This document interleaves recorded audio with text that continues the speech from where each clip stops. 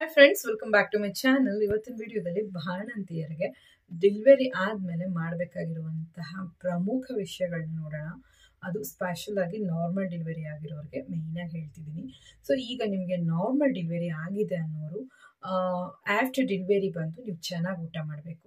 ಇದು ಫಸ್ಟ್ ವಿಷಯ. ಯಾಕೆ ಅಂದರೆ ನಮ್ಮ ದೇಹದಲ್ಲಿ ತುಂಬಾ ನೀರು ಹೋಗಿರುತ್ತೆ, ರಕ್ತ ಹೋಗಿರುತ್ತೆ, ನ್ಯೂಟ್ರಿಯೆಂಟ್ಸ್ ಎಲ್ಲ ಹೋಗಿರುತ್ತೆ. ತುಂಬ ವೀಕ್ ಆಗಿರ್ತೀರಾ, ತುಂಬ ಸಿಕ್ಕಾಗಿರ್ತೀರಾ. ಮಗುಗೆ ಬೇರೆ ಹಾಲು ಕೊಡಬೇಕು. ತುಂಬ ಜನರ ಮನೇಲಿ ನೀರೇ ಕೊಡಲ್ಲ ಅಂತ ಕಮೆಂಟ್ ಮಾಡ್ತೀರಾ. 1 ಲೋಟ ಕೊಡ್ತಾರೆ ಚಿಕ್ಕದಾಗಿ ಅಂತ ಹೇಳ್ತೀರಾ. ತುಂಬ ತಪ್ಪು. ನೀವು ಒಳ್ಳೆಯ ಗೈನಕಾಲಜಿಸ್ಟೋ ಇಲ್ಲ ಪೀಡಿಯಾಟ್ರಿಷಿಯನ್ ಡಾಕ್ಟರ್ಸ್ನ ಕೇಳೋವಾಗ ಹೇಳ್ತಾರೆ ಅವರು, ಆ ಥರ ತೊಂದರೆ ಇಲ್ಲ, ದಿವಸಕ್ಕೆ 2 ಲೀಟರ್ ಆದರೂ ನೀರು ಕುಡಿಬೇಕು ಅಂತ. ಸೊ ನಾವು ನಾರ್ಮಲ್ ಡೇಸಲ್ಲಿ 3 ಲೀಟರ್ಸ್ ಒಳಗಡೆ ಕುಡಿತೀವಿ ಅಲ್ವಾ. 1.5 ಲೀಟರ್ ಟು 3 ಲೀಟರ್ಸ್ ಮಸ್ಟಾಗಿ ಕುಡಿಲೇಬೇಕು. ಅಂಥದ್ರಲ್ಲಿ ಬಾಣಂತನದಲ್ಲಿ ಮಗುಗೆ ಹಾಲು ಕೊಡಬೇಕು, ನಿಮ್ಮ ದೇಹಕ್ಕೂ ನೀರು ಬೇಕು. ಹಾಗಾಗಿ ಅಟ್ಲೀಸ್ಟ್ 1.5 ಲೀಟ್ರ್ ನೀರಾದರೂ ಬಿಸಿನೀರನ್ನು ಕುಡೀರಿ. ಊಟ ಚೆನ್ನಾಗಿ ತಿನ್ನಿ 3 ಟೈಮು. ಮಧ್ಯ ನೀವು ಬ್ರೆಡ್ ಕೂಡ ತಿನ್ಬೋದು ಕಾಫಿ ಜೊತೆಗೆ. ಸೊ ಇದನ್ನು ಮಸ್ಟಾಗಿ ಯಾವಾಗಲೂ ಮನಸ್ಸಲ್ಲಿರಲಿ. ನಾರ್ಮಲ್ ಡೆಲಿವರಿ ಆದಮೇಲೆ ಮಾಡಬೇಕಾಗಿರುವಂಥ ಪ್ರಮುಖ ವಿಷಯ. ಸಿ ಸೆಕ್ಷನ್ ಆದಮೇಲೆ ಯಾಕೆ ಅಂತಂದರೆ, ಸಿ ಸೆಕ್ಷನ್ ಆದಮೇಲೆ ಜಾಸ್ತಿ ಊಟ ಮಾಡೋಕ್ಕಾಗಲ್ಲ, ಬಟ್ ನಾರ್ಮಲ್ ಡೆಲಿವರಿ ಆದರೆ ಚೆನ್ನಾಗಿ ಊಟ ಮಾಡ್ಬೋದು. ಎರಡನೇದು, ನಾರ್ಮಲ್ ಡೆಲಿವರಿ ಆಗಿರುವಂಥ ಎಲ್ಲ ಮಹಿಳೆಯರಿಗೂ ಪ್ರೈವೇಟ್ ಪಾರ್ಟ್ಸಲ್ಲಿ ಕೂತ್ಕೊಳ್ಳೋವಾಗ ಎದೊಳೋವಾಗ ಸೌಂಡ್ ಬರುತ್ತೆ. ಯಾಕೆ ಅಂದರೆ ನಿಮಗೆ ವಜೈನಲ್ ಬರ್ತ್ ಆಗಿರೋದ್ರಿಂದ ಆ ಒಂದು ಏರಿಯಾ ಒಂದು ಸ್ವಲ್ಪ ಲೂಸ್ ಆಗಿರುತ್ತೆ. ಸೊ ಏರ್ ಪಾಸ್ ಆಗುತ್ತೆ, ಇಷ್ಟೇ ವಿಷಯ. ಸೊ ಗಾಳಿ ನುಗ್ಗತ್ತೆ ಕೂತ್ಕೊಳ್ಳೋವಾಗ, ಎದೊಳೋವಾಗ, ನಡೆಯುವಾಗ. ನೀವು ಒಂದು ಸ್ವಲ್ಪ ಕಾಲನ್ನು ಅಗಲಿಸಿ ಮಲಗಿರೋವಾಗ ನಿಮಗೆ ಗಾಳಿ ಅನ್ನೋದು ವಜೈನ ಮುಖಾಂತರ ಒಳಗಡೆ ಹೋಗಿರುತ್ತೆ. ಸೊ ಅದರಿಂದನೇ ನೀವು ಕೂತ್ಕೊಳ್ಳೋವಾಗ ಎದೊಳುವಾಗ ಆ ಗಾಳಿ ಹೊರಗೆ ಬರೋದು. ಆವಾಗ ಒಂಥರ ನಿಮಗೆ ಸೌಂಡ್ ಬರುತ್ತೆ. ಇದೊಂದು ರೀತಿ ಅನ್ಈಸಿಯಾಗಿರುತ್ತೆ, ಇಷ್ಟ ಆಗಲ್ಲ, ಅನ್ಕಂಫರ್ಟಬಲ್ ಫೀಲ್ ಕೊಡುತ್ತೆ. ಯಾರಾದರೂ ಇದ್ದರೆ ಒಂಥರ ಏನೋ ಇನ್ಸಲ್ಟ್ ಆಗುತ್ತೆ. ಸೊ ಈ ರೀತಿ ಇರೋರು ಏನು ಮಾಡಬೇಕು ಅಂತಂದರೆ, ನೀವು ನಾರ್ಮಲ್ ಡೆಲಿವರಿ ಆದಮೇಲೆ ಕಾಲಿನ ಮೇಲೆ ಕಾಲನ್ನು ಹಾಕ್ಕೊಂಡು ಮಲಗಬೇಕು.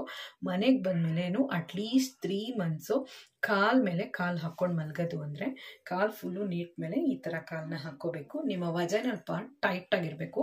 ಆ ಥರ ಕಾಲನ್ನು ಇಟ್ಟು ಮಲ್ಕೊಳ್ಳಿ. ಫ್ರೀಯಾಗಿ ಇಟ್ಕೊಂಡು ಮಲ್ಗಕ್ಕೆ ಹೋಗಬೇಡಿ. ಆದಷ್ಟು ಚಪ್ಪಂಗಲ್ಲಿ ಹಾಕ್ಕೊಂಡು ಕೂತ್ಕೊಳ್ತೀರಲ್ಲ, ಅದನ್ನು ಸ್ವಲ್ಪ ಕಡಿಮೆ ಮಾಡಿ ಮಗುಗೆ ಮಲಗಿಸೇ ಹಾಲು ಕೊಟ್ಕೊಳ್ಳಿ.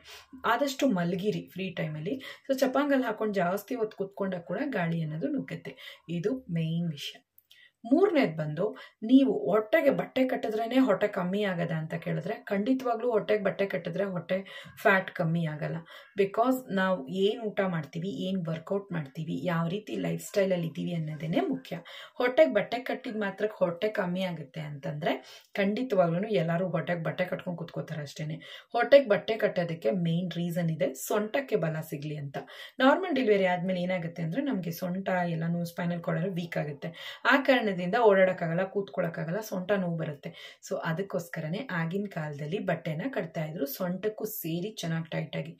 ಬಿಕಾಸ್ ಬ್ಲೀಡಿಂಗ್ ಇರ್ತಾ ಇತ್ತಲ್ವ, ಆಗ ಬ್ಲೀಡಿಂಗ್ ಚೆನ್ನಾಗಿ ಬರಲಿ ಅನ್ನೋ ಕಾರಣಕ್ಕೂ ಬಟ್ಟೆ ಕಟ್ತಾ ಇದ್ರು. ಹೊಟ್ಟೆ ಕಮ್ಮಿ ಆಗುತ್ತೆ ಅಂತಲ್ಲ, ಹೊಟ್ಟೆಯಲ್ಲಿ ಗಲೀಜಿದ್ರೆ ಅಂದರೆ ಬ್ಲೀಡಿಂಗ್ಸ್ ಉಳಿದಿರುವಂಥ ಬ್ಲಡ್ ಇದ್ದರೆ ಎಲ್ಲ ಹೊರಗೆ ಬರಲಿ ಅನ್ನೋ ಕಾರಣಕ್ಕೆ ಅಟ್ಲೀಸ್ಟ್ 3 ಮಂತ್ಸ್ ಆದ್ರೂ ಬಟ್ಟೆ ಕಟ್ಟೋರು.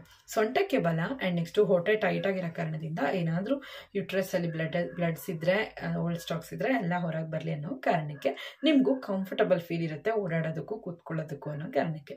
ಸೊ ಹೊಟ್ಟೆ ಕಮ್ಮಿ ಆಗಬೇಕು ಅಂತ ಕಟ್ಟಕ್ಕೆ ಹೋಗಬೇಡಿ. ಅದು ಮೇಯ್ನಾಗಿ ಸಿ ಸೆಕ್ಷನ್ ಆಗಿರೋ ಟೈಟಾಗಿ ಕಟ್ಟಲೇಬೇಡಿ, ಸ್ಟಿಚಸ್ ಪ್ರಾಬ್ಲಮ್ ಆಗುತ್ತೆ. ಸೊ ಮೇಯ್ನ್ ನಾನು 3 ವಿಷಯಗಳನ್ನು ಹೇಳಾಯಿತು. 4ನೇದು, ತಲೆಗೆ ಬಟ್ಟೆ ಕಟ್ಟ್ರಿ. ಅಟ್ಲೀಸ್ಟ್ ಕಟ್ಟಕ್ಕೆ ನನಗಿಷ್ಟ ಇಲ್ಲ ಅನ್ನೋರು ಹತ್ತಿಯನ್ನು ಇಟ್ಕೊಳ್ಳಿ ಕಿವಿಗೆ. ಸೊ ಈ ರೀತಿ ಇಡೋದ್ರಿಂದ ನಿಮಗೆ ಕಿವಿ ನೋವು ಅಂಥವು ಮತ್ತು ಕತ್ತಿನ ನೋವು, ಕಿವಿ ನೋವು, ಗಂಟ್ಲು ನೋವು, ಈ ಸೈಡು ಈ ನೋವೆಲ್ಲ ನಿಮಗೆ ಬರೋದಿಲ್ಲ. ಸೊ ಮೇಯ್ನಾಗಿ 4ನೇ ಪಾಯಿಂಟಾಗಿ ಕಿವಿಗೆ ಆದಷ್ಟು ಪ್ರೊಟೆಕ್ಟಿವ್ ಆಗಿ ನೋಡ್ಕೊಳ್ಳಿ. ಬೆನ್ನಿಗೂ ಚಳಿ ನುಗ್ಗದೆ ಹಾಗೆ ಒಂದು ಸ್ವಲ್ಪ ದಪ್ಪಗೆ ಬಟ್ಟೆಗಳನ್ನ ಹಾಕ್ಕೊಳ್ಳಿ. ತುಂಬ ಜನ ಸ್ವೆಟರ್ಸ್ ಹಾಕಲ್ಲ. ಈಗ ಬಾಣಂತನ ಅನ್ನೋದೇ ಕಡಿಮೆ ಆಗಿದೆ. ಸೊ ಸ್ವೆಟರ್ಸ್ ಎಲ್ಲ ಹಾಕ್ಕೊಳ್ಳಿ. ಇಷ್ಟು ವಿಷಯಗಳನ್ನು ಮಾಡ್ಕೊಳ್ಳಿ. ನೆಕ್ಸ್ಟ್ 5ನೇದು, ಮೇಯ್ನಾಗಿ ನಿಮ್ಮ ವಜೈನಲ್ ಬರ್ತ್ ಅನ್ನೋದ್ರಿಂದ ಸೊ ನಿಮ್ಮ ಯುಟ್ರಸ್ ಕಾಂಟ್ರಾಕ್ಷನ್ಸ್ ಆಗಲೇ ಶುರು ಆಗಿರುತ್ತೆ. ಅಂದರೆ ಮಗು ಹುಟ್ಟಿದ ತಕ್ಷಣವೇ ಯುಟ್ರಸ್ ಕಮ್ಮಿ ಆಗೋದಕ್ಕೆ ಬಂದಾಗಲೇ ಆ ಒಂದು ಪ್ಲಾಸೆಂಟನ್ನು ಕಿತ್ಕೊಂಡು ಹೊರಗೆ ಬರೋದು. ಸೊ ಕೆಲವ್ರಿಗೆ ನಾರ್ಮಲ್ ಡೆಲಿವರಿ ಆದಮೇಲೆ ಪ್ಲಾಸೆಂಟ ಈಚೆ ಬರೋದಕ್ಕೆ ಲೇಟ್ ಆಗುತ್ತೆ. ಅಂದರೆ ಹಳ್ಳಿ ಭಾಷೆಯಲ್ಲಿ ಹೇಳಬೇಕು ಅಂದರೆ ಕಸ, ಅದು ಹೊರಗಡೆ ಬರೋದಕ್ಕೆ ಟೈಮ್ ತಗೊಳುತ್ತೆ. ಸೊ ಅದು ಹೊರಗಡೆ ಬರೋದಕ್ಕೆ ಡಾಕ್ಟರ್ಸ್ ಟೈಮ್ ಬಿಡ್ತಾರೆ, ಒಂದು 20 ಮಿನಿಟ್ಸ್ 30 ಮಿನಿಟ್ಸ್ ನಿಮ್ಮನ್ನು ಹಾಗೆ ಮಲಗಿಸಿರ್ತಾರೆ. ಆಗ ಯುಟ್ರಸ್ಸು ಇಷ್ಟು ಈ 9 ತಿಂಗಳಲ್ಲಿ ಅಗಲ ಆಗಿ ದೊಡ್ಡದಾಗಿ ಎಕ್ಸ್ಪ್ಯಾಂಡ್ ಆಗಿರುವಂತಹ ಒಂದು ಯುಟ್ರಸ್ ಕಾಂಟ್ರಾಕ್ಷನ್ ಆಗ್ಸುತ್ತೆ. ಅಂದರೆ ಈ ಥರ ಸಂಕುಚಿತ ಚಿಕ್ಕದು ಈ ಥರ ಆಗುತ್ತೆ.